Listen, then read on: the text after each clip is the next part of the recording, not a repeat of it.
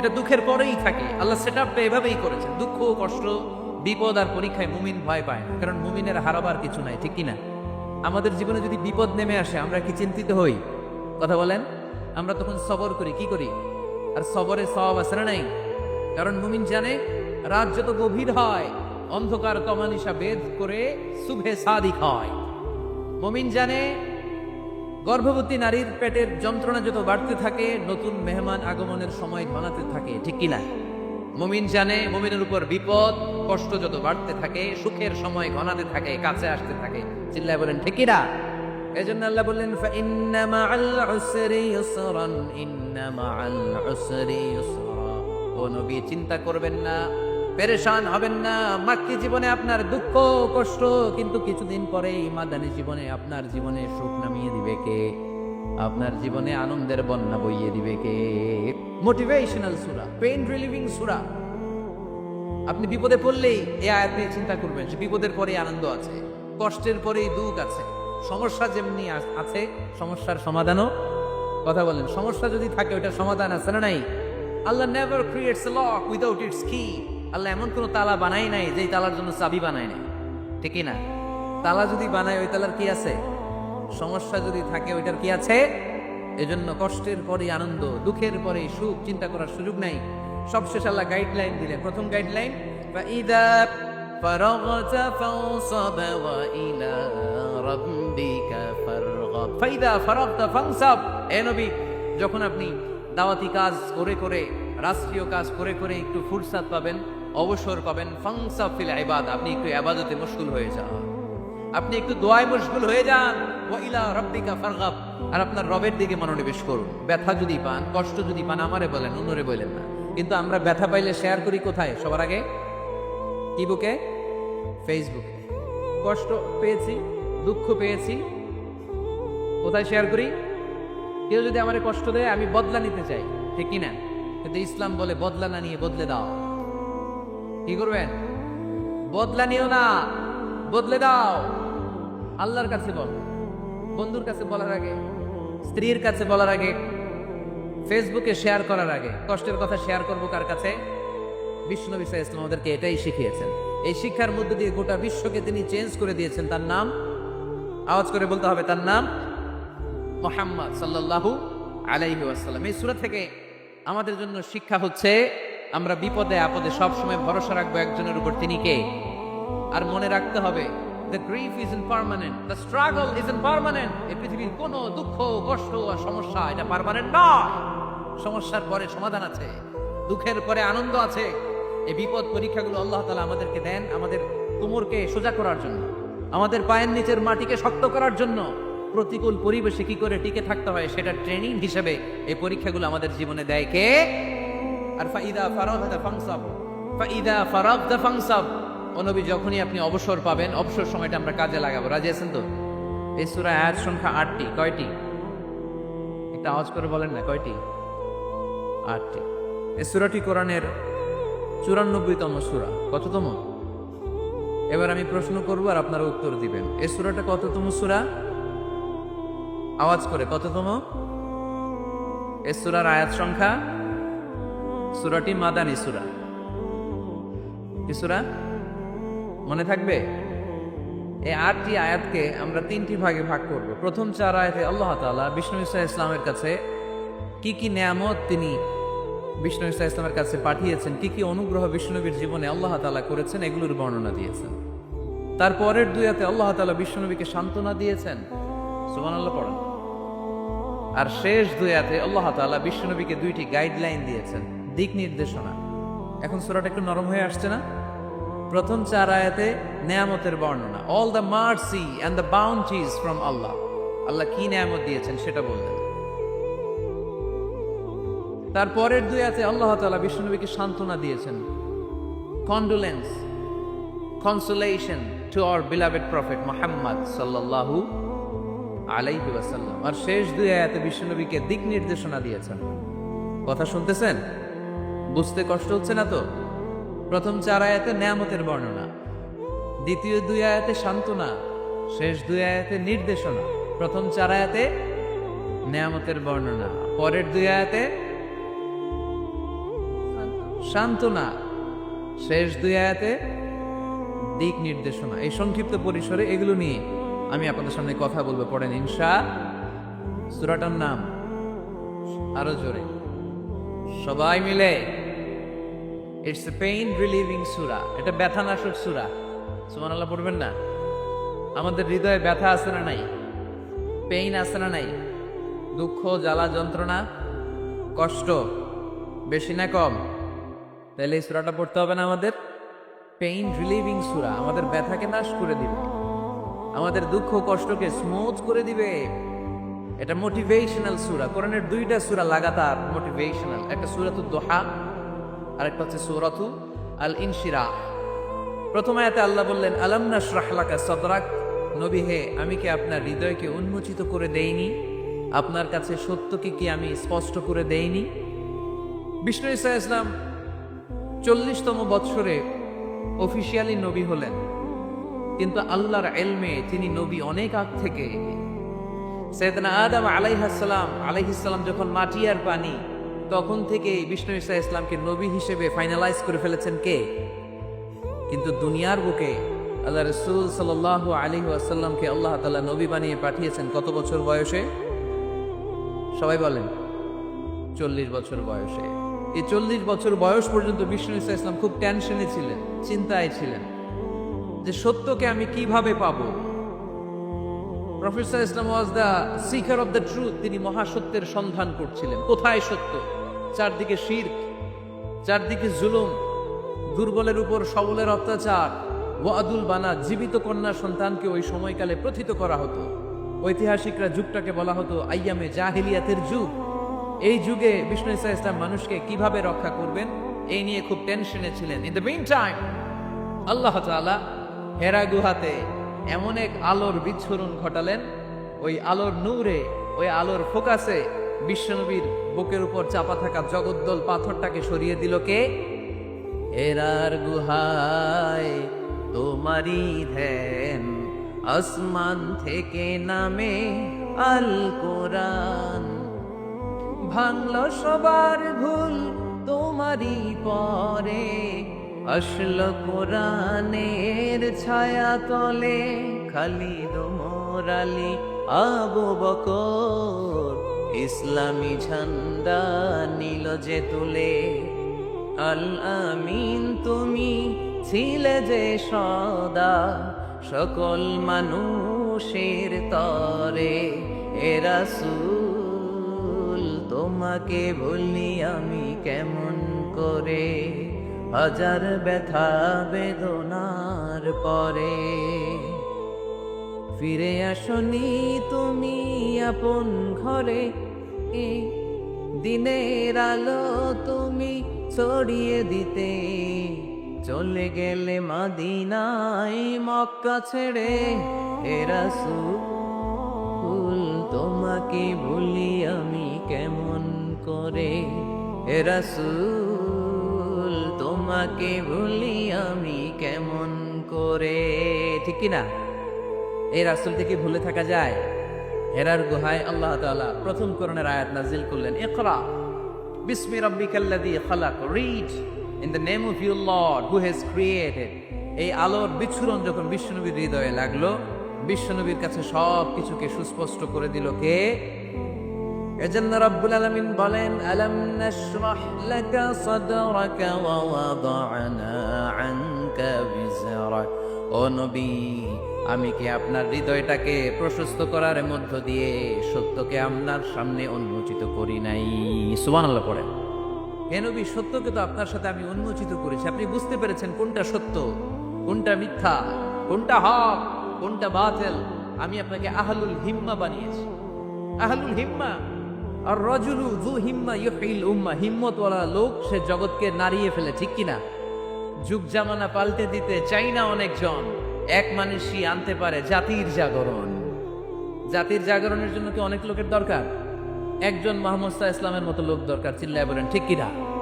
যিনি গোটা বিশ্বকে নাড়িয়েছেন, গোটা বিশ্বকে কাঁপিয়েছেন। প্রথম যে নিয়ামত আল্লাহ তাআলা বিশ্বনবীর প্রতি নাজিল করলেন, আল্লাহ বললেন আলাম নাশরাহ লাকা সাদরাক। নবী, আপনার হৃদয়কে কি আমি উন্মোচিত করে দেইনি? আপনাকে কি আমি ব্রড মাইন্ডেড বানিয়ে দেইনি? বিষ্ণু ঈসা ইসলাম কি ন্যারো মাইন্ডেড ছিলেন না ব্রড মাইন্ডেড? জোরে বলেন। আমাদের মতো সংকীর্ণ মনা ছিলেন বিশ্বনবী? না, পাহাড়ের মতো, সাগরের মতো, আকাশের মতো বিশাল হৃদয়ের করে ওনাকে তৈরি করেছে কে? এজন্য আল্লাহ বললেন, আলাম নাশরাহ লাকা সাদরাকা ওয়া ওয়াদা'না আনকা বিজরাক। ও নবী, আমি কি আপনার হৃদয়টাকে সত্যের জন্য উন্মোচিত করে দেই নাই? সুবহানাল্লাহ পড়েন। এ হচ্ছে প্রথম নিয়ামত। ইসলামের জন্য বিশ্বনবীর হৃদয়কে উন্মোচিত করেছে কে? 2 নম্বরে নিয়ামত আল্লাহ বললেন, ওয়া ওয়াদা'না আনকা বিজরাক। নবী গো, আপনার পিঠে যে চিন্তার বোঝা, ওই চিন্তার বোঝাকে নামিয়ে আমি আল্লাহ হালকা করে দিয়েছি। বিষ্ণু ইসলামের বিশাল চিন্তা। বিষ্ণু বলতেন, লা নবিয়্যা বা'দি ওয়ালা রাসূলা, আমার পরে কোনো নবীও নাই, আমার পরে কোনো রাসূলও নাই। যেহেতু উনি শেষ নবী, ওনার পরে পৃথিবীতে আর কোনো পয়গাম্বর আসবে না, তাই ওনার সময় থেকে শুরু করে কিয়ামত পর্যন্ত যত মানুষ এই পৃথিবীর বুকে আসবে, সব মানুষের জিম্মাদারি কার উপর? বিশ্বনবীর কাঁধের উপর। চিল্লা এখন ঠিক কিনা? এজন্য বিশ্বনবী এই দায়িত্বটারে কঠিন মনে করতেন। সব সময় তিনি কাঁদতেন, সব সময় তিনি দুশ্চিন্তা করতেন, সব সময় তিনি টেনশনে থাকতেন, না জানি হাজার হাজার লক্ষ লক্ষ উম্মতের নসিবে কি ঘটে যায়। আমি তো দুনিয়া থেকে চলে যাব, আমার পরে কিয়ামত পর্যন্ত যারা আসবে তাদের নসিবে কি হবে, এই নিয়ে বিশ্বনবী সব সময় দুশ্চিন্তা করতেন। এই দুশ্চিন্তার বোঝা বিষ্ণু ঈসা ইসলামের পিঠকে বাঁকা করে দিয়েছিল। আল্লাহ বললেন, নবী আপনি টেনশন করবেন না, আপনি হতাশ হবেন না, আপনার এই চিন্তার বোঝাকে আমি আল্লাহ নিজ হাতে সরিয়ে দিলাম। চিল্লায় পড়েন আল্লাহু আকবার। এজন্য আল্লাহ বললেন, আলাম নাশরাহ লাকা সাদরাকা ওয়া ওয়াদা'না আনকা বিজরাক আল্লাযী আনকাযা যাহরাক ওয়া রাফা'না লাকা যিকরাক। 3 নম্বরে আল্লাহ বললেন, নবী আপনাকে 3 নম্বর যে নিয়ামতটা দিয়েছি সেটা হচ্ছে ওয়া রাফা'না লাকা যিকরাক। আপনার সম্মানকে, মর্যাদাকে, আপনার নাম ধাম সুনাম আর সুখ্যাতিকে আমি আকাশ বাতাস ছাপিয়ে, সাত আকাশ কাঁপিয়ে আরশ পর্যন্ত তুলে ধরেছি। I have dignified your status, O my beloved prophet Muhammad sallallahu আলাইহি ওয়াসাল্লাম। আপনার মর্যাদা অনেক উপরে, অনেক অনেক উপরে আমি নিয়েছি। আপনার মর্যাদার ধারে কাছেও পৃথিবীর কোনো ব্যক্তি যেতে পারবে? গোটা বিশ্বের সব নবীদের মর্যাদাকে যদি এক পাল্লায় রাখা হয় আর বিশ্বনবীর মর্যাদাকে আরেক পাল্লায় রাখা হলে মুহূর্তের মধ্যে বিশ্বনবীর মর্যাদার পাল্লা ভারী হয়ে যাবে। এই আয়াত যখন নাজিল হলো, রাফা'না লাকা যিকরাক, নবী আপনার সম্মানকে, আপনার মর্যাদাকে, আপনার সুনাম সুখ্যাতিকে আমি আকাশ পর্যন্ত বুলন্দ করেছি। এই আয়াত নাজিল হওয়ার পরে মক্কার কাফিরেরা হাসতে আরম্ভ করলো। তারা বললো, বলে কি? যার সাঙ্গপাঙ্গ হাতে গোনা মাত্র কয়েকজন, যে লোকটা জানে বাসি কিনা আমাদের হাত থেকে ওইটাই সন্দেহ, তার নাম সুনাম সুখ্যাতি নাকি সারা বিশ্বে ছড়ায় পড়বে। তারা বিশ্বাসই করতে পারছিল না। আল্লাহ বলেন, তোরা আমার নবীর বিরুদ্ধে অপপ্রচার করবি, তোদের অপপ্রচারকেই আমি আমার নবীর প্রচার মাধ্যম বানিয়ে দেব। আমাদের বিরুদ্ধে অপপ্রচার করলে আমাদের লাভ না লস? আমাদের লাভ, কারণ আমাদের প্রচার কমিটি হচ্ছে ওরা যারা আমাদের বিরুদ্ধে লাগে, ঠিকই না? প্রত্যেকটা অর্গানাইজেশনের, প্রত্যেকটা ইনস্টিটিউশনের, প্রত্যেকের একটা পাবলিসিটির কমিটি বা টিম থাকার দরকার আছে না নাই? আমাদের পাবলিসিটি করার টিমের দায়িত্ব ওরা নিয়ে নিচ্ছে। আমাদের কোনো পাবলিসিটি করা লাগে না, গোটা বিশ্বে আমাদের নাম ওরাই ছড়াই দিচ্ছে। চিল্লায় বলেন ঠিক কিনা? আল্লাহ বললেন, তোরা এই কথা বলিস, তোদের মাধ্যমে আমি আমার নবীর প্রচার করব। বিষ্ণু ঈসা ইসলাম মক্কায় দাওয়াত দিতে শুরু করলেন। হজের মৌসুম আসলো, গোটা বিশ্ব থেকে হাজী সাহেবরা চলে আসলো।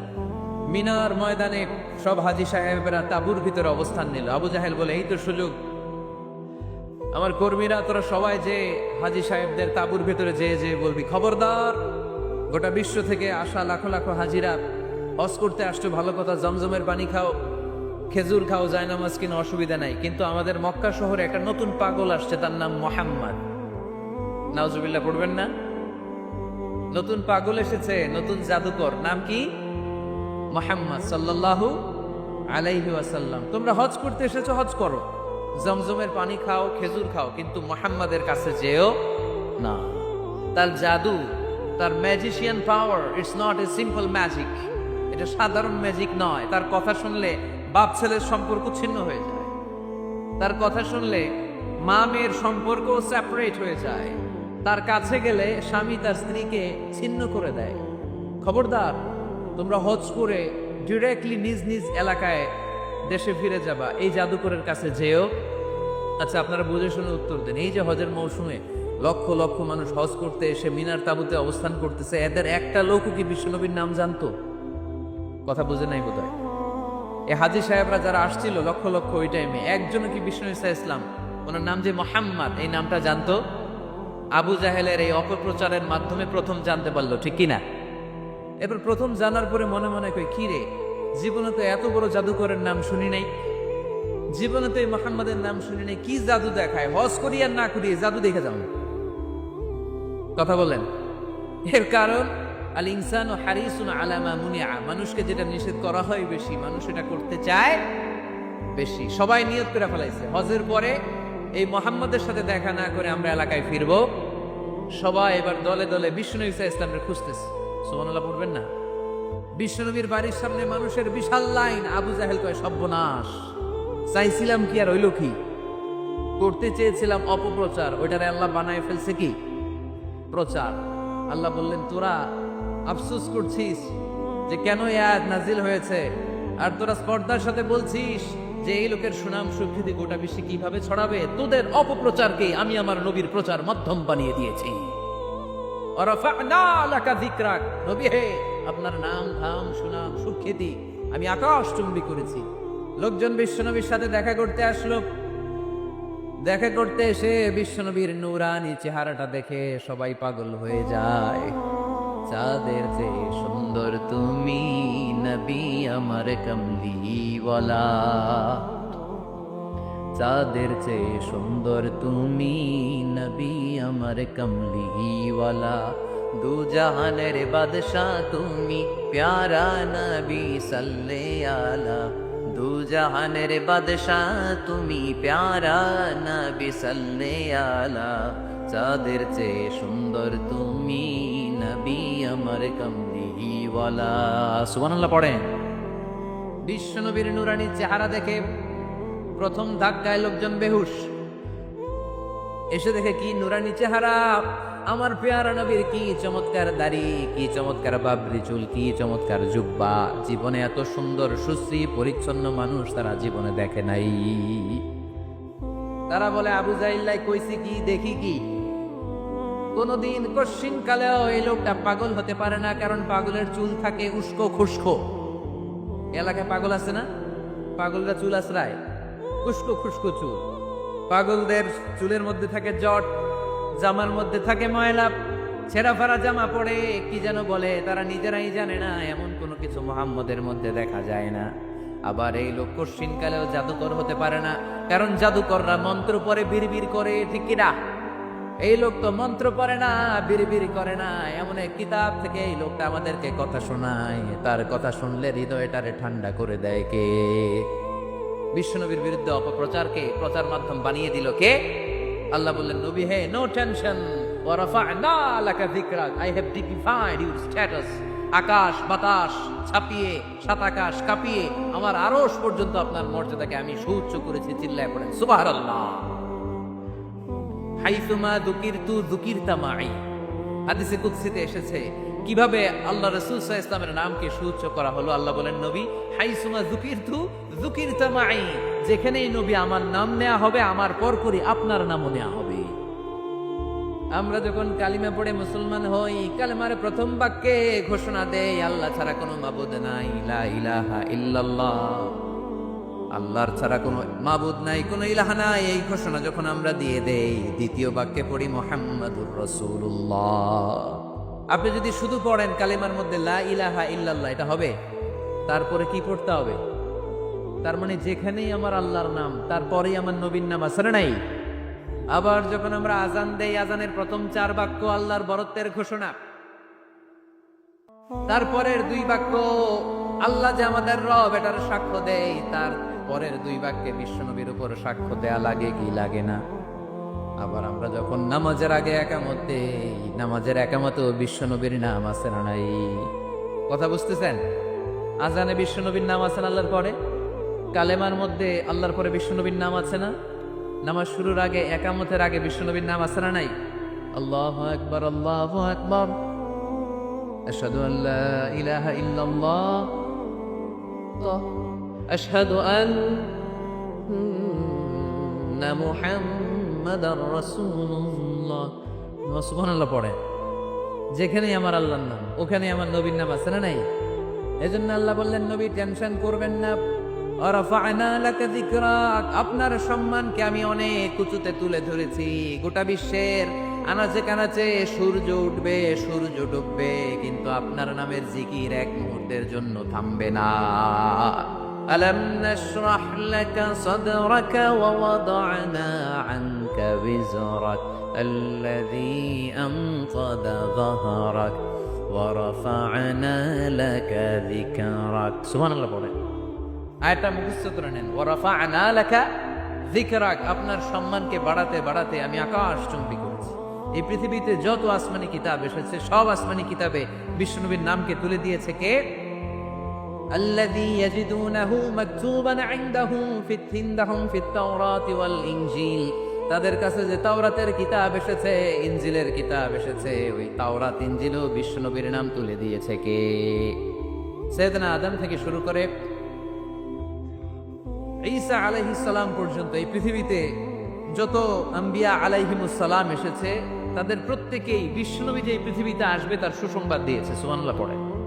সব নবীরা বলেছে যে আমাদের সর্বশেষে এই সিলসিলাতুল আম্বিয়া, নবীদের যে চেইন, সর্বশেষ যে নবীকে আল্লাহ তাআলা এই পৃথিবীতে পাঠিয়ে আম্বিয়া আলাইহিমুস সালাম পাঠানোর ধারাবাহিকতাকে আল্লাহ তাআলা কাট আপ করবেন, স্টপ করে দিবেন, ক্লোজ করে দিবেন, ওই নবীর নাম হচ্ছে মুহাম্মদ সাল্লাল্লাহু। সাইয়েদনা ঈসা আলাইহিস সালাম এসে সরাসরি সুসংবাদ দিয়েছেন, ইয়াতি মিন বাদি ইসমুহু, বলেন ইয়াতি মিন বাদি ইসমুহু, ইয়াতি মিন বাদি, আমার পরে এমন এক নবী আসবে, ইসমুহু আহমদ, তার নাম হবে আহমদ। বড় বিশ্বস্ত, সে কোন বন্ধু বল বেশি বিশ্বস্ত, সে কোন বন্ধু বল বড় বিশ্বস্ত, কার কাছে মন খুলে দেয়া যায়, কার কাছে প্রাণ খুলে বলা যায়, হওয়া যায় বেশি আশ্বস্ত, তার না তার আহমদ বড় বিশ্বস্ত। সুবহানাল্লাহ পড়েন। ইয়াতি মিন বাদি ইসমুহু আহমদ বড় বিশ্বস্ত। সুবহানাল্লাহ পড়েন। সাইয়েদনা ঈসা আলাইহিস সালাম এসে সরাসরি ঘোষণা দিলেন, আমার পরে এমন একজন নবী আসবে যার নাম হবে আহমদ, যার নাম হবে আহমদ। সবচাইতে বেশি প্রশংসা করেছে যিনি, আল্লাহ তাআলা। এবং কিয়ামতের দিন লিওয়াউল হামদ, এই প্রশংসার পতাকা নিয়ে তিনি জান্নাতের দরজায় কড়া নাড়বেন। আর তিনি জান্নাতের দরজায় নক করার আগ পর্যন্ত কারো জন্য জান্নাতের দরজা খোলা হবে না। এজন্য আল্লাহ বললেন, আলাম নাশরাহ লাকা সাদরাকা ওয়া ওয়াদা'না আনকা বিজরাক আল্লাযী আনকাযা যাহরাক ওয়া রাফা'না লাকা যিকরাক। সুবহানাল্লাহ পড়েন। হে নবী, আপনার মর্যাদাকে আমি বুলন্দ করেছি। তিনটা নিয়ামতের বর্ণনা যখন দিলেন, এরপরে আল্লাহ বিশ্বনবী সাল্লাল্লাহু আলাইহি ইসলামকে এলাকায় আজান কয়টায়? 45-এ। টাইম একেবারে শেষ না? ফাইন্না মা'আল উসরি ইসরা, কনসোলেশন। এবার সান্ত্বনা দিচ্ছেন, নবী আপনি টেনশন করবেন না, আপনি চিন্তা করবেন না, কারণ ফাইন্না মা'আল উসরি ইসরা, indeed with every hardship there is ease. প্রত্যেক কষ্টের পরেই আনন্দ আছে না নাই? প্রত্যেক দুঃখের পরেই সুখ। আল্লাহ বলেন, এইভাবে 4টা কসম করার পরে, এত গুরুত্বপূর্ণ বার্তা হাজির করার পরে, তোমার ঘুমন্ত বিবেককে জাগিয়ে তোমাকে বার্তা দেওয়ার পরেও কিভাবে তুমি অস্বীকার করতে পারো আখিরাতকে? ফামা ইউকাযযিবুকা বা'দু বিদ্দিন, এরপরেও কোন বিবেকে, কোন আকলে, কোন সাহসে তুমি কর্মফল দিবসকে অস্বীকার করো? কোন সাহসে? এখানে দিন দ্বারা উদ্দেশ্য কর্মফল। ভালো করলে যে ভালো পাবে, খারাপ করলে যে খারাপ পাবে। দিনের অনেক অর্থ, এটার তাফসিরে গেলে সময় কুলাবে না। ফামা ইউকাযযিবুকা বা'দু বিদ্দিন, এরপরেও কর্মফলকে অস্বীকার করার সাহস তুমি কোত্থেকে পাও? কিসে তোমাকে উদ্বুদ্ধ করে কর্মফল দিবসকে অস্বীকার করতে? আলাইসাল্লাহু বিআহকামিল হাকিমিন, আল্লাহ তাআলা কি শ্রেষ্ঠ বিচারক নন? সূরা আবু দাউদে আল্লাহর হাবিব সাল্লাল্লাহু আলাইহি ওয়াসাল্লাম বলেন, কেউ যদি সূরাতুত তিন তেলাওয়াত করে, করতে করতে যদি শেষ আয়াতে চলে আসে, আর সে যখন পড়ে আলাইসাল্লাহু বিআহকামিল হাকিমিন, আল্লাহ তাআলা কি শ্রেষ্ঠতম বিচারকদের মধ্যে সর্বশ্রেষ্ঠ বিচারক জাজ নন, তখন সে যেন উত্তর দেয়, এটা তো আল্লাহর প্রশ্ন। আলাইসাল্লাহু বিআহকামিল হাকিমিন, আল্লাহ আমাদেরকে প্রশ্ন ছুড়ে দিয়েছেন যে আল্লাহ তাআলা কি শ্রেষ্ঠ বিচারক নন। তখন যে তেলাওয়াত করে সে যেন বলে বালা বালা ওয়া আনা আলা যালিকা মিনাশ শাহিদিন। বালা মানে অবশ্যই, হ্যাঁ আল্লাহ অবশ্যই আপনি শ্রেষ্ঠ বিচারক, আর আপনি যে শ্রেষ্ঠতম বিচারক এই সাক্ষী আমি দিচ্ছি, এই ঘোষণা আমি দিচ্ছি। পড়েন সুবহানাল্লাহ। আপনি দেখবেন মসজিদুল হারামে, হারামাল মাক্কিতে যখন তেলাওয়াত করে ইমাম সাহেবরা, এই আয়াতের পরেই যদি রুকুতে যায় দেখবেন ফিস ফিস করে বলে যে বালা বালা ওয়া আনা আলা যালিকা মিনাশ শাহিদিন। আমি নিজে শুনেছি, দেখবেন ওনার এটা পরে, কারণ আল্লাহ এখানে প্রশ্ন ছুড়ে দিয়েছেন। আর উত্তর হিসেবে বলতে হবে বালা ওয়া আনা আলা যালিকা মিনাশ শাহিদিন, আল্লাহ অবশ্যই আপনি শ্রেষ্ঠ বিচারক। আল্লাহর চাইতে শ্রেষ্ঠ বিচারক আর হতে পারে? আমরা কত লাকি যে আল্লাহর আহকামুল হাকিমিন হিসেবে বিচারক পেয়েছি। হ্যাঁ, আমাদের বিচার যদি অন্য কেউ করতেন, নিজেরা যদি নিজেদের, আল্লাহ যদি বলতো তোরটার বিচার তুই কর আর তোরটা তুই কর, কি অবস্থা হইতে বলেন? যার সাথে যার শত্রুতা আছে ওইখানে দেখাই দিত। কিন্তু আমরা বিচারক হিসেবে পেয়েছি কাকে? আল্লাহ কি পার্সিয়ালিটি করবে বিচারে? স্বজনপ্রীতি করবে? কারো উপর জুলুম করবে? কাউকে ঠকাবে? আল্লাহ বলেন ওয়ামা আনা বিযাল্লামিল লিল আবিদ, আমি কখনো আমার বান্দার উপর জুলুম করি না, জুলুম করি না। নাদাউল মাওয়াজিনাল কিসতা লিয়াউমিল কিয়ামা, কিয়ামতের দিন আমি মিজান নামে এমন এক ন্যায় বিচারের মানদণ্ড স্থাপন করব, ফালা তুযলামু নাফসুন শাইআ, এক বিন্দু পরিমাণ কেউ মাজলুম হবে না, এক বিন্দু পরিমাণ কেউ মাজলুম হবে না। এজন্য দুনিয়াতে যদি বিচার না পান, আল্লাহর দরবার বিচারটা দিয়ে রাখেন, সেদিন বিচার হবে। আহকামুল হাকিমিন আপনারা ঠকাবে না। দুনিয়াতে বিচার পান নাই, মাজলুম হয়েছেন, মানুষ ভুল বুঝছে, কেউ আপনার ঠিক মতো বুঝে নাই, আপনার কথাটা কাকে বলবেন? বিপদে পড়লে ক্রাইসিস মোমেন্টে কাকে শেয়ার দিবেন? না ফেসবুকে শেয়ার দিবেন? আমরা তো ফেসবুকে শেয়ার দিয়ে দিই এখন। ফেসবুকে শেয়ার দেওয়ার আগে, বন্ধুকে শেয়ার দেওয়ার আগে, স্ত্রীর কাছে শেয়ার করার আগে আমার সমস্যার কথা আগে শেয়ার করবো কাকে? কারণ আলাইসাল্লাহু বিআহকামিল হাকিমিন, আল্লাহ বলছেন আমি কি শ্রেষ্ঠ বিচারক নই?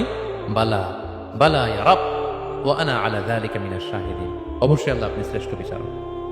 ক্লিয়ার হয়েছে না সবার কাছে? শপথ কয়টা ছিল? 4টা। মূলত নবুয়তের শপথ, তাই না? নবুয়ত আমাদের জন্য সবচেয়ে বড় নেয়ামত। কারণ নবীরা যদি আমাদেরকে এই তথ্যগুলো না দিতেন, আমরা জান্নাত জাহান্নাম চিনতাম? ভাইরা বলেন তো, আখেরাত চিনতাম? এই যে আখেরাত হবে, পুলসিরাত হবে, day of judgment, day of accountability, আল্লাহর সুপ্রিম কোর্টের কাঠ গড়ায় পাই টু পাই হিসাব দিতে হবে, নবীরা না এসে বললে আমরা এত বুঝতাম না। নবীরা জান্নাত জাহান্নাম চিনিয়েছে, আল্লাহর বিশদ পরিচয় আমাদের সামনে তুলে ধরেছে, আখিরাতের পরিচয়, লাইফ আফটার ডেথ কিরকম হবে, সবকিছু আমাদের কাছে তুলে ধরেছে। সো নবুয়ত আল্লাহ তাআলার পক্ষ থেকে অনেক বড় নেয়ামত। 2 নম্বর নেয়ামত হচ্ছে আল্লাহ তাআলা আমাদেরকে যে ক্যাপাসিটি দিয়েছে, বুদ্ধিমত্তা, ইন্টেলেক্ট, বিচার বিশ্লেষণ, যেটা দিয়ে আমরা অন্যান্য সব প্রাণী থেকে আলাদা, এটাও আল্লাহর বড় নেয়ামত। এই নেয়ামতের শুকরিয়া যেন আমরা করি। এবং আমি যেটা বলেছি, মানুষ যেটা কল্পনা করতে পারে সেটা সে করেও দেখাতে পারে। সো আল্লাহ তাআলা যাকে যেই কোয়ালিটি দিয়েছে, ক্যাপাসিটি দিয়েছে, আমরা যেন এই নেয়ামতের শুকরিয়া করি। নেয়ামতের শুকরিয়া করলে এই নেয়ামত দেওয়ার ধারাবাহিকতা এটা বাড়িয়ে দেয় কে? লা ইন শাকারতুম লা আযীদান্নাকুম ওয়া লা ইন কাফারতুম ইন্না আযাবি লাশাদীদ। শুকরিয়া করলে নেয়ামত আরো বাড়িয়ে দেব। তাহলে প্রথম নেয়ামত ছিল নবুওয়াত, প্রফেটহুড, প্রফেসি, এটা অনেক বড় নেয়ামত। এই রিভিলেশন এসে আমাদেরকে এনলাইটেন করেছে। তা না হলে আমাদের গড কে, গডের ফিচার কি, আখেরাত কি, জান্নাত কি, জাহান্নাম কি, the concept of punishment, concept of আখেরা, কিছু আমরা ভালোভাবে বুঝতাম না।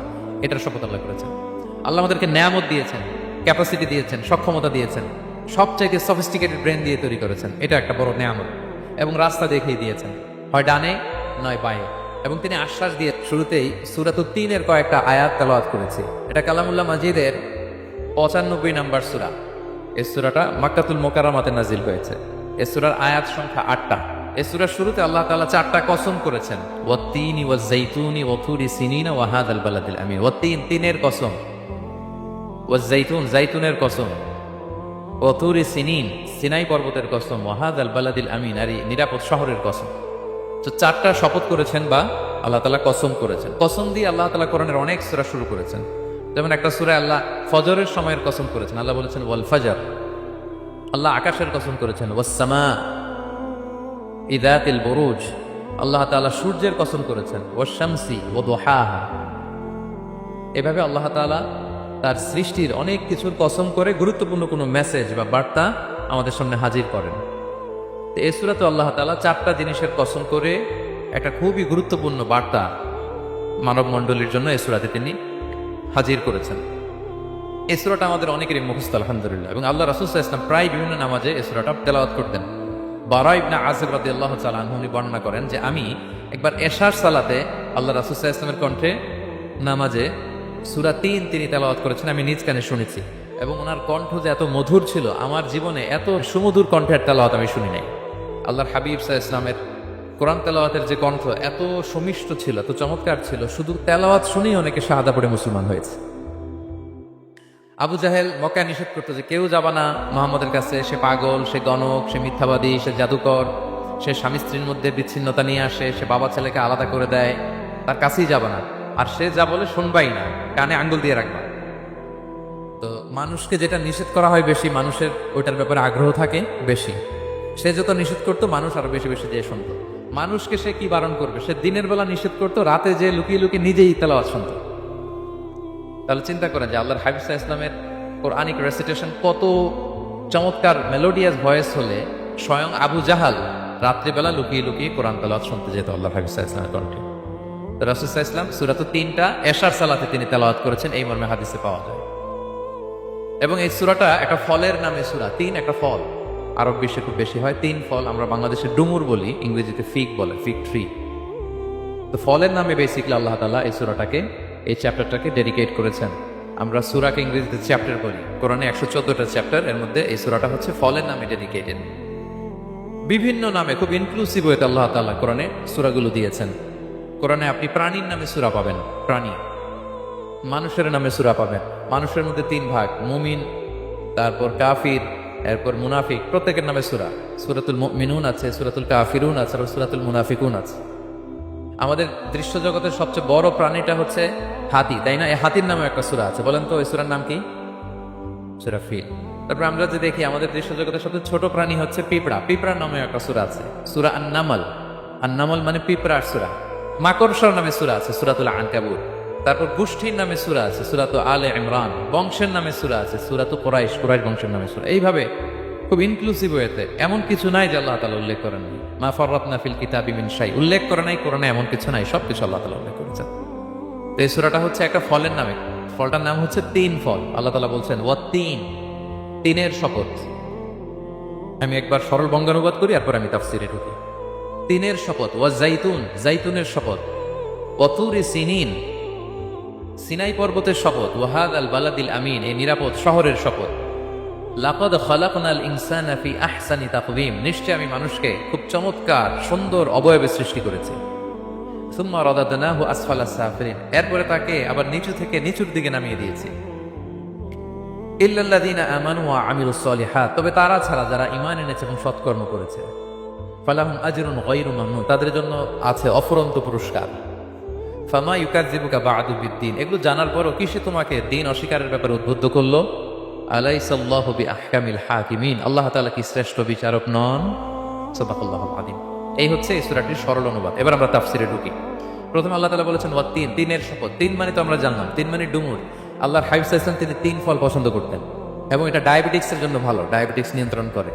আমাদের বোনদের যাদের ইররেগুলার মেনস্ট্রুয়েশন পিরিয়ড হয়, এটার জন্য এটা খুব ভালো, এবং খুব স্ট্রেংথ, স্টেমিনা আনে শরীরে।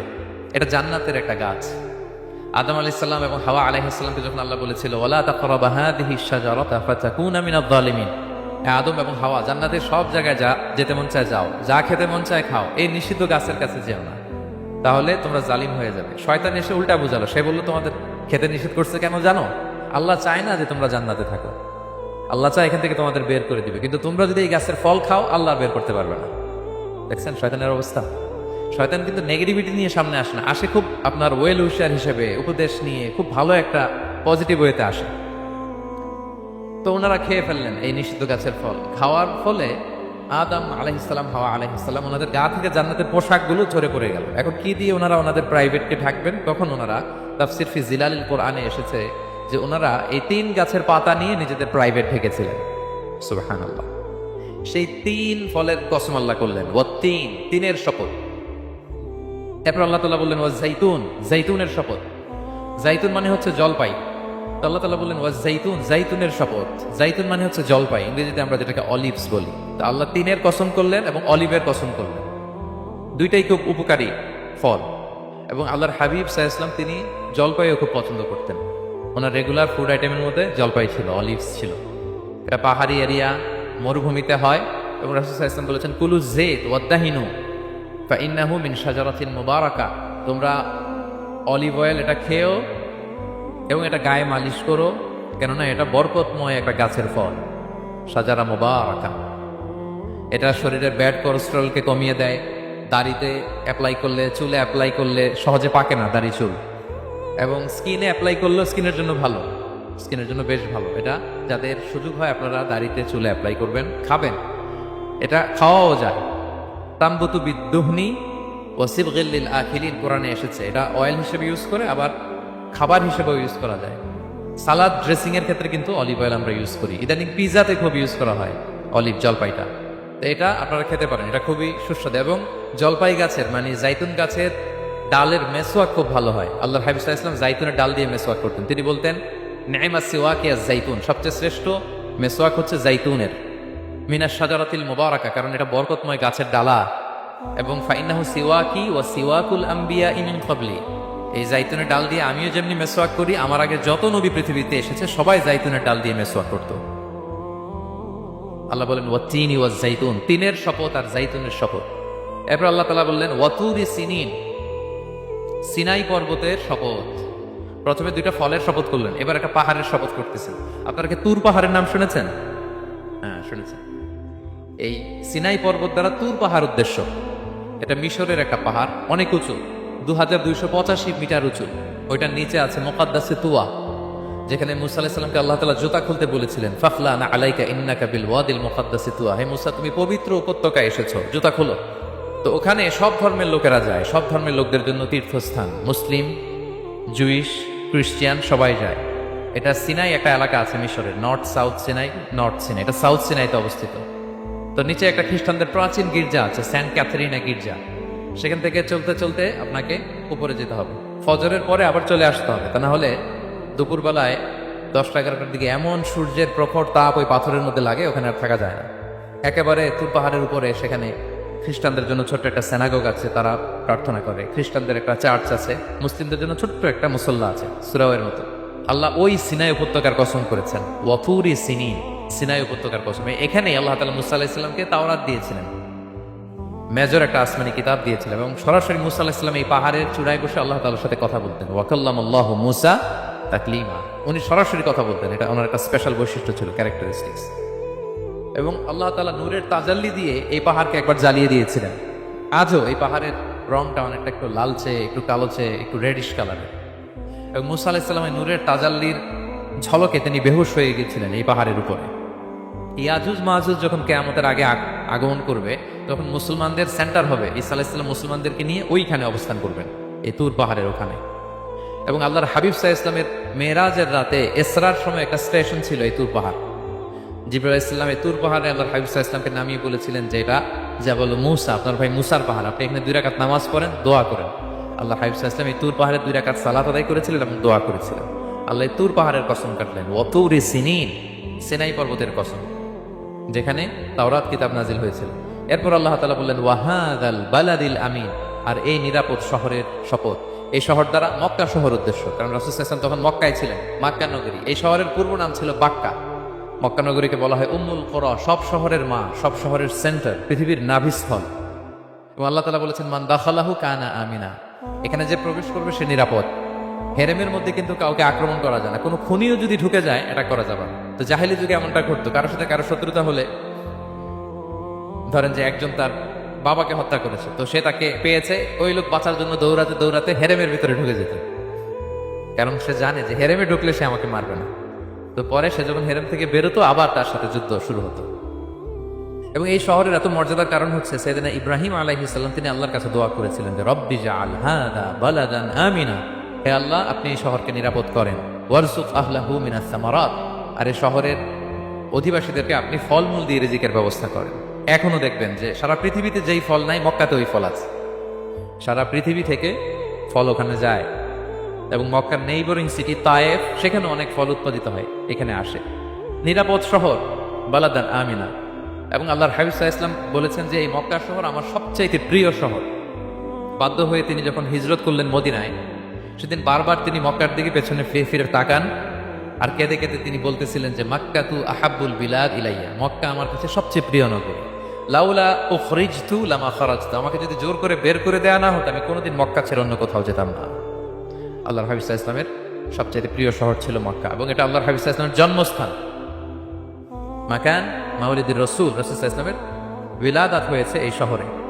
এবং এই শহরকে আল্লাহ বলেছেন মাসাবাতান লিন্নাসি ওয়া আমনা, মানুষের মিলনস্থল, কেন্দ্রস্থল, সারা পৃথিবী থেকে মানুষ ওখানে যায়। আপনি যে রমাদানে যদি মক্কায় যান, আল্লাহু আকবার, লক্ষ লক্ষ উমরা পালনকারী সেখানে, ইউরোপ থেকে, আফ্রিকা থেকে, অস্ট্রেলিয়া থেকে, এশিয়া থেকে, সারা পৃথিবীর মানুষের মিলনস্থল। ওখানে গেলে আপনি দেখবেন মাসাবাতান লিন্নাসি ওয়া আমনা, নিরাপদ জায়গা এবং মানুষের মিলনস্থল। এটা এখানে এমন মসজিদ আল্লাহ রেখেছেন কাবা ঘরের চারদিকে, এটাকে বলা হয় মসজিদুল হারাম, যে মসজিদে 1 রাকাত সালাত করলে 1 লক্ষ রাকাতের সওয়াব হয়।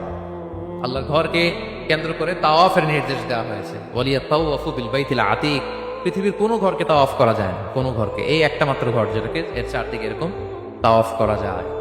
তাহলে এই পবিত্র ঘর, পবিত্র মসজিদ যেই শহরে অবস্থিত, সেই শহরের কসম আল্লাহ করেছেন। আল্লাহ বললেন ওয়াহাদাল বালাদিল আমিন, এই নিরাপদ শহরের কসম, মানে মক্কা শহরের কসম। আমরা আপাত দৃষ্টিতে আমাদের কাছে মনে হচ্ছে দুইটা ফলের কসম, একটা পাহাড়ের কসম, একটা নগরীর কসম। আসলে বেসিকলি আল্লাহ তাআলা এই 4টা শপথ দিয়ে 3 নবীর জন্মস্থান, 3 নবীর নবুয়তের কসম করেছেন। কিভাবে সেটা আমি মিলিয়ে দিই। এই যে প্রথমে যে আল্লাহ বলেছেন ওয়াতিন ওয়া জাইতুন, 3 এবং জাইতুনের কসম। পৃথিবীতে সবচেয়ে বেশি 3 এবং জাইতুন কোথায় উৎপন্ন হয় জানেন? ফিলিস্তিনে। কোথায়? শাম দেশে, যেটা হাদিসের পরিভাষায় বলা হয় শাম, বর্তমান ফিলিস্তিন এবং সিরিয়া মিলে। 3 জাইতুন দিয়ে বেসিকলি আল্লাহ তাআলা ফিলিস্তিনের শপথ করেছেন, শাম দেশের শপথ, যেখানকার বেথলহামে ঈসা আলাইহিস সালাম, জেসাস ক্রাইস্ট, তিনি জন্মগ্রহণ করেছেন, ঈসা আলাইহিস সালামের জন্মস্থান। তাহলে 3 জাইতুনের শপথের মাধ্যমে মূলত আল্লাহ তাআলা ঈসা আলাইহিস সালামের জন্মস্থানের শপথ করেছেন, কারণ সেখান থেকে ওহী বিচ্ছরিত হয়েছে, ওনার কাছে ইনজিল নাজিল হয়েছিল। এবং এই শামের মর্যাদার ব্যাপারে অনেক কথা আল্লাহর হাবিব সাল্লাল্লাহু আলাইহি ওয়াসাল্লাম তিনি বলেছেন। আল্লাহ রাসূল সাল্লাল্লাহু আলাইহি ওয়াসাল্লাম যখন মেরাজে যান, তখন মক্কা থেকে এই শাম দেশে ফিলিস্তিনের বাইতুল মাকদাসে রাসূল সাল্লাল্লাহু আলাইহি ওয়াসাল্লামকে নিয়ে যাওয়া হয়েছিল। এবং রাসূল সাল্লাল্লাহু আলাইহি ওয়াসাল্লাম প্রায়ই বলতেন তুবা আলি শাম, শামের জন্য বরকত, কেননা ফেরেশতারা তাদের রহমতের পাখা শাম দেশের উপর বিছিয়ে রেখেছে। এবং তিনি বলতেন ফিতনার সময় আলাইকুম বিশ-শাম, তোমরা শামে যেও, শামে থেকো। এবং তিনি দোয়া করেছেন আল্লাহুম্মা বারিক লানা ফিশ শামিনা, আল্লাহ তুমি আমার শামে, শাম অঞ্চলে আল্লাহ তুমি বরকত দিও। এবং হাদিসে এসেছে এই শামই হচ্ছে আরদুল মাহশার, এখানেই হাসর হবে। শাম অঞ্চলকে বিস্তীর্ণ করে এখানেই ময়দানুল মাহশার আল্লাহ তাআলা কায়েম করবে, হাসরের ময়দান এখানেই হবে। এবং সেখানেই হচ্ছে সানিউল কিবলাতাইন, আমাদের আগের কিবলা কিন্তু বাইতুল মাকদাসের দিকে ছিল, যেটা শামে অবস্থিত, ফিলিস্তিনে বাইতুল মুকাদ্দাস, যেই মসজিদে নামাজ পড়লে 1 রাকাতে 500 রাকাতের সওয়াব। 3টা মসজিদে সালাত পড়লে স্পেশাল ভার্চুর কথা আছে, এর বাইরে আর অন্য মসজিদের বিশেষ কোনো ফজিলত নাই, বাকি সব মসজিদ সমান। এক হচ্ছে মসজিদুল হারাম, 1 রাকাতে 1 লক্ষ রাকাত। 2 নম্বর মসজিদে নববী, 1 রাকাতে 1000 রাকাতের সওয়াব, আর একটা দুর্বল বর্ণনায় 50,000 রাকাতের সওয়াব। 3 নম্বরে এই মসজিদুল আকসা, 1 রাকাতে 500 রাকাতের সওয়াব। এই 3 মসজিদে যেন আমরা যে সালাত আদায় করতে পারি, আল্লাহ তুমি তৌফিক দান করো। 2 মসজিদে তো একেবারেই সহজ যাওয়া, মক্কা মদিনাতে। বাইতুল মাকদাসে যেন আমরা যেতে পারি, আল্লাহ তুমি সেই পরিস্থিতি আমাদের জন্য তৈরি করে দাও। এই বাইতুল মাকদাসের দিকে রাসূল সাল্লাল্লাহু আলাইহি ওয়াসাল্লাম টানা 14 বছর নামাজ পড়েছেন। 14 বছর। প্রথম 13 বছর কোনো সমস্যা হয়নি মক্কায়, কারণ তখন কেবলা বাইতুল মুকাদ্দাস থাকলেও রাসূল সাল্লাল্লাহু আলাইহি ওয়াসাল্লাম সামনে রাখতেন কাবাকে। কেবলা বাইতুল মুকাদ্দাস, কিন্তু তিনি তো মক্কায় ছিলেন নবুয়তের প্রথম 13 বছর, সামনে কাবাকে রাখতেন, তারপরে টু দ্য ডাইরেকশন অফ বাইতুল মুকাদ্দাস। কিন্তু যখন মদিনায় গেলেন তখন তো আর কাবা নাই, তখন রাসূল সাল্লাল্লাহু আলাইহি ওয়াসাল্লাম কাবাকে মিস করতে আরম্ভ করলেন। আর প্রায় আল্লাহর কাছে কামনা করতেন আমার বংশের গোড়া ইব্রাহিম আলাইহিস সালামের রুট যেখানে, আমার জন্মস্থান, সেই কাবার দিকে যদি আবার ক্যাবলাটা ফিরিয়ে দেয়া হতো। কদ নারা তাকাল্লুবা ওয়াজহিকা ফিস সামা ফালানুওয়াল্লিয়ান্নাকা কিবলাতান তারদাহা। আল্লাহ আয়াত নাযিল করলেন, নবী আপনি আকাশের দিকে তাকিয়ে কি ভাবেন আমি বুঝি, আপনি চান ক্যাবলা যেন আমি মক্কার দিকে ঘুরিয়ে দেই। আল্লাহ তাআলা ঘুরিয়ে দিলেন। আল্লাহ বলেন ফাওয়াল্লি ওয়াজহাকা শাতরাল মসজিদিল হারাম, এখন থেকে মসজিদুল হারামের দিকে আপনি টু দ্য ডাইরেকশন অফ কিবলা নামাজ পড়বেন। কিবলা চেঞ্জ হয়ে গেল। তো মদিনায় যে 16-17 মাস আর মক্কায় 13 বছর, মোট 14 বছর আল্লাহর হাবিব সাল্লাল্লাহু আলাইহি ওয়াসাল্লাম এই মসজিদুল আকসার দিকেই হয়ে তিনি নামাজ পড়েছেন। এটা আমাদের আগের কিবলা ছিল। এবং শেষে কিয়ামতের আগে যে মালহামার যুদ্ধ হবে, তখন রাসূল সাল্লাল্লাহু আলাইহি ওয়াসাল্লাম বলেছেন মালহামার যুদ্ধের সময় মুসলমানদের ফুস্তাদ বা তাবু হবে, শিবির হবে এই ফিলিস্তিনের দামেস্কের পাশে আল গৌতা নামে এক জায়গা আছে, ওই গৌতাতে। এবং ঈসা আলাইহিস সালাম এসে যে দাজ্জালকে হত্যা করবেন সেটাও ওই শামে।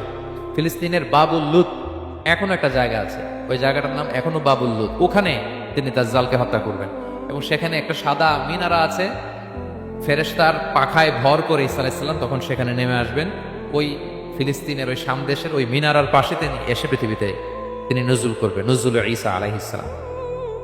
তো তিন এবং জাইতুনের কসম করে বেসিকলি আল্লাহ তাআলা ঈসা আলাইহিস সালামের জন্মস্থানের কসম করেছেন।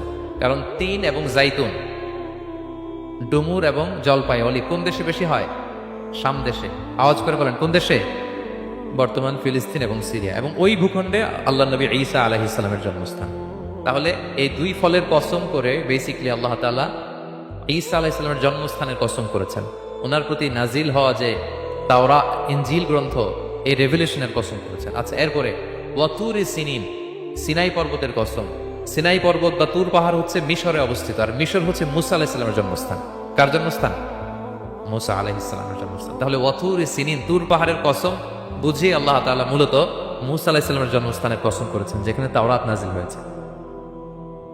এরপরে ওয়াহাদাল বালাদিল আমিন, এ নিরাপদ শহর বলে আল্লাহ তাআলা মক্কা শহরকে বুঝিয়েছেন। আর মক্কা কার জন্মস্থান বলেন তো? মুহাম্মদুর রাসূলুল্লাহ সাল্লাল্লাহু আলাইহি ওয়াসাল্লাম, সাইয়্যিদুল মুরসালিন, খাতামুন নবিয়্যিন, রাহমাতাল লিল আলামিন, হাবিবুল্লাহ মুহাম্মদুর রাসূলুল্লাহ সাল্লাল্লাহু আলাইহি ওয়াসাল্লামের জন্মস্থান। তাহলে এই চারটা আয়াতে, চারটা শপথের মধ্য দিয়ে মূলত আল্লাহ তাআলা ঈসা আলাইহিস সালামের জন্মস্থান, মুসা আলাইহিস সালামের জন্মস্থান এবং মুহাম্মদ সাল্লাল্লাহু আলাইহি ওয়াসাল্লামের জন্মস্থান, যেই তিনটা এলাকায়, ভূখণ্ডে তিনটা মেজর ওহী নাজিল হয়েছে। এক তো ঈসা আলাইহিস সালামের কাছে নাজিল হয়েছে ইনজিল কিতাব, আর একটা হচ্ছে তাওরাত। তাওরাত এমন কিতাব যে কিতাব দিয়ে হাজার হাজার নবীরা ফয়সালা করেছেন। বনী ইসরাইলের অনেক নবীর উপর কোনো কিতাব নাজিল হয়নি, তার মানে তারা রসুল ছিলেন না, তারা নবী, তারা সবকিছু তাওরাত দিয়েই ফয়সালা করতেন। আর রাসূল সাল্লাল্লাহু আলাইহি ওয়াসাল্লামের উপর কোরআন নাজিল হয়েছে। তার মানে প্রথম চারটি শপথ দিয়ে বেসিক্যালি ইনজিলের শপথ, তাওরাতের শপথ এবং কোরআনের শপথ। বুঝতে পেরেছেন সবাই? আল্লাহ ওহির শপথ করেছেন। দেখেন, ফল, পাহাড়, নগরী মাড়িয়ে সারা পৃথিবী ঘুরিয়ে আপনাদেরকে শেষ পর্যন্ত ইনজিল, তাওরাত এবং কোরআনে নিয়ে আসছেন। আমার সাথে আসছেন? হ্যাঁ, এই রেভেলেশনের শপথ আল্লাহ করেছেন। তাহলে ওয়াত্তিনি ওয়াজাইতুনি ওয়াতুরি সিনিনা ওয়া হাযাল বালাদিল আমিন, এই চার আয়াতে চারটা শপথের মধ্য দিয়ে মূলত আল্লাহ তাআলা আসমান থেকে নাজিল হওয়া যে ওহী, এই ওহীর শপথ অথবা ওহী যেই ভূখণ্ডে নাজিল হয়েছে সেই ভূখণ্ডগুলোর শপথ করে আল্লাহ একটা গুরুত্বপূর্ণ কথা বলবেন। সেটা কি? আল্লাহ তাআলা বললেন, লাকাদ খালাকনাল ইনসানা ফি আহসানি তাকওয়িম, আর আমি মানুষকে অত্যন্ত চমৎকার অবয়বে সৃষ্টি করেছি, চমৎকার গঠনে, চমৎকার স্ট্রাকচারে, ডিজাইনে সৃষ্টি করেছি। মানুষের দৈহিক অবকাঠামো গঠন এটা যেমনি চমৎকার, মানুষের ইন্টেলেকচুয়াল কাঠামো এটা চমৎকার, মানুষের আচরণগত যে বিহেভিয়ারাল ট্রেটস, ক্যারেক্টারিস্টিক্স এটাও চমৎকার। প্রত্যেক দিক থেকে আল্লাহ তাআলা নান্দনিকভাবে মানুষকে তিনি তৈরি করেছেন। আমরা যদি দেহের কথা বলি, হিউম্যান অ্যানাটমি নিয়ে যাদের ধারণা আছে, আপনি শুনলে অবাক হবেন, এত জটিলভাবে আমাদের দেহটা ফাংশন করে। ঠিক যেই মুহূর্তে আমি কথা বলতেছি আমার ব্রেইন সচল, আমার নার্ভ সিস্টেম সচল, হেয়ারিং সিস্টেম, স্মেলিং সিস্টেম, আমার এই যে হার্ট সচল, সিস্টোলিক ডায়াস্টোলিক অলিন্দ নিলয় হচ্ছে, আমার লাং কাজ করতেছে, কিডনি ইজ ওয়ার্কিং পারফেক্টলি, সব কিছু কাজ করতেছে। এত সূক্ষ্মভাবে আমাদের দেহটা কাজ করে, এটাকে ইংরেজিতে বলে মরফোলজি, আকৃতি সংক্রান্ত যে বিদ্যা, এটা নিয়ে যদি আপনি দেখেন যে মানুষের হাত কিভাবে কাজ করে, মানুষের পা কিভাবে কাজ করে, মানুষের হিউম্যান ব্রেইন কিভাবে কাজ করে, আপনি অবাক হবেন। এবং আল্লাহর যে সেট আপ, লাকাদ খালাকনাল ইনসানা ফি আহসানি তাকওয়িম, নিশ্চয়ই আমি মানব জাতিকে চমৎকার অবয়বে তৈরি করেছি। আপনি যদি অবয়বটা দেখেন, আমাদের স্ট্রাকচার এর চেয়ে সুন্দর করে আর তৈরি করা যেত না, এর চেয়ে সুন্দর আর হতে পারে না। যেখানে যা দেয়া, মাথার চুল থেকে পায়ের নখ পর্যন্ত, আপনি একটা ডিজাইনে, স্ট্রাকচারে, সেট আপে আপনি ভুল ধরতে পারবেন না। যেখানে যেটা দরকার, আপনি একটু খেয়াল করে দেখেন যে এই যে আমাদের চোখ, চিকিৎসা বিজ্ঞান বলতেছে যে মানুষ 10 মিলিয়নেরও বেশি রং শনাক্ত করতে পারে। Human eyes can identify more than 10 million colours. 10 মিলিয়নেরও বেশি রং আমরা আমাদের চোখ দিয়ে শনাক্ত করতে পারি। সুবহানাল্লাহ, সুবহানাল্লাহ বিহামদি। আচ্ছা, চোখের সেটআপটা একটু যদি খেয়াল করেন, দেখেন আমার এই চোখ এখানে না থেকে এটা যদি জাস্ট 2 ইঞ্চি উপরে এখানে হইতো, এইটা যদি কপালে যদি আমাদের চোখ হইতো, কি অবস্থা হইতো বলেন তো? সিজদা দিতে পারতেন আল্লাহকে? বলেন, দিতে পারতেন? আচ্ছা, আমরা কিছু খাওয়ার সময় আমরা কি করি? ওইটা ভালো আছে কিনা, পচে গেল কিনা, স্মেলটা আগে দেখি, তারপরে খাই। দেখেন কত চমৎকার সেটআপ। একটু খেয়াল করেন, এই নাকের সেটআপ যদি এইখানে না থাকে, আমাদের নাক যদি পেছনে থাকতো, খাওয়ার সময় খাবারটা বাসি কিনা ভালো আছে কিনা কি করতেন? লাকাদ খালাকনাল ইনসানা ফি আহসানি তাকওয়িম। আচ্ছা দেখেন, এই যে আমরা কান দিয়ে শুনি, এই যে কান পেঁচানো, মনে করেন না যে এমনি এমনি পেঁচানো, এই পেঁচানো এটাই পথ না থাকলে আমরা শুনতেই পেতাম না। এটা এমন ভাবে সেট আপ করা, এটা এই ইথারে ভাষা তরঙ্গকে এয়ার ড্রামের ভিতরে সুন্দরভাবে ইনপুট করে, নাহলে আমরা শুনতে পেতাম না। আপনার এই কান কেটে ফেলে দিলে আপনি শুনতে পারবেন না। এটা এইভাবেই যেতে হবে, সুরঙ্গটা এইভাবে তৈরি হতে হবে। আচ্ছা দেখেন, আপনার কান, এই কান যদি এইখানে না থেকে আপনার ডান বগলের নিচে হইতো, বাম কান যদি বাম বগলের নিচে হইতো, তাহলে কি হইতো বলেন? আজকে আমার ওয়াজ কিভাবে শুনতেন বলেন দেখি, কিভাবে শুনতেন? বুদ্ধি আছে বলে যে হুজুর এইভাবে শুনতাম। সুবহানাল্লাহ সুবহানাল্লাহ, লাকাদ খালাকনাল ইনসানা ফি আহসানি তাকওয়িম। আমি মানুষকে সবচেয়ে সুন্দর সর্বোত্তম গঠনে তৈরি করেছি। দেখেন, কান দুটো ওইখানে থাকলে কথা শুনতে হইলে হাত উঁচু করে রাখা লাগতো। আল্লাহ, আপনি একটা একটা অঙ্গ দেখেন, ঠিক যেখানে যেটা যেভাবে সেট করা দরকার, আল্লাহ তাআলা দয়া করে অনুগ্রহ করে ঠিক সেভাবে তিনি সেট করেছেন। আমাদের চেহারার মধ্যে দেখেন এক একজনের এক এক রং, ওয়াখতিলাফু আলসিনাতিকুম ওয়া আলওয়ানিকুম ইন্না ফি যালিকা লাআয়াতুন লিল আলিমিন। আল্লাহ বলেন, তোমাদের ভাষার ভিন্নতা দিয়েছি, তোমাদের গায়ের রঙের ভিন্নতা, একজনের চেহারার সাথে আরেকজনের মিল নাই, একজনের ফিঙ্গারপ্রিন্টের সাথে। আয়াহসাবুল ইনসানু আল্লান নাজমাআ ইযামা বালা কাদিরিনা আলা আন নুসাউইয়া বানানা।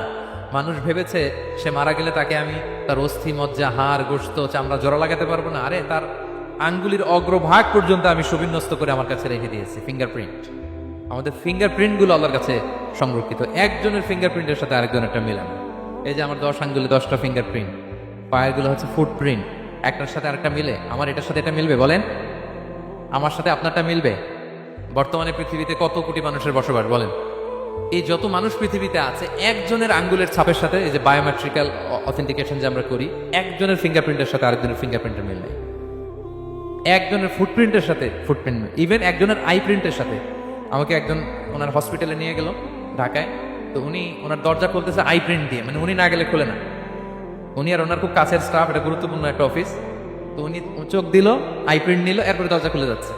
দেখেন, একজনের আই প্রিন্টের সাথে আরেকটা আই প্রিন্ট মেলে না। সুবহানাল্লাহ। প্রিয় ভাইরা, একজনের ফিঙ্গারপ্রিন্টের সাথে আরেকজনের ফিঙ্গারপ্রিন্টের কোনো মিল আছে পৃথিবীতে? ফুটপ্রিন্টের সাথে, আই প্রিন্টের সাথে? কারণ ডিজাইনারটা কে বলেন তো? হুয়াল্লাযী ইউসাউবিরুকুম ফিল আরহামি কাইফা ইয়াশা।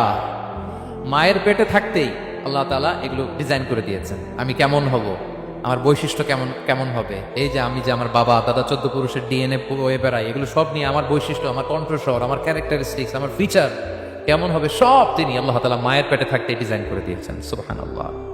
আল্লাহ বলছেন, লাকাদ খালাকনাল ইনসানা ফি আহসানি তাকওয়িম। প্রিয় ভাইরা, কসম করার পরে আল্লাহ যে কথাটা বলেন, এটা অনেক গুরুত্বপূর্ণ, খুবই গুরুত্বপূর্ণ বার্তা। আল্লাহ চারটা কসম করে, তিনটা নবীর জন্মস্থানের শপথ করে তিনি বললেন, লাকাদ খালাকনাল ইনসানা ফি আহসানি তাকওয়িম। নিশ্চয় আমি অত্যন্ত চমৎকার আকৃতিতে মানুষকে তৈরি করেছি। মানুষের গঠন এরকম, মাথা থেকে পা পর্যন্ত। আমি তো দুই একটার কথা বললাম, চোখ, নাক, কান, আপনি একটা একটা করে যদি ধরেন, আমাদের হেয়ারিং সিস্টেম কিভাবে কাজ করে, হেয়ারিং নার্ভ কিভাবে কাজ করে, আমাদের সেন্সেশন কিভাবে কাজ করে, আমাদের ব্রেন কিভাবে কাজ করে। আমাদের এক একজনের ব্রেন 1.5 কেজি ওজন, 3 পাউন্ডের মতো একটা সুস্থ মানুষের অ্যাভারেজ ব্রেনের ওজন। এই ব্রেনের মেমোরি হচ্ছে 2.5 মিলিয়ন গিগাবাইট। আপনার মোবাইলে স্পেস কত বলেন, মেমোরি কত? হ্যাঁ, 512 জিবি। আর আমার আর আপনার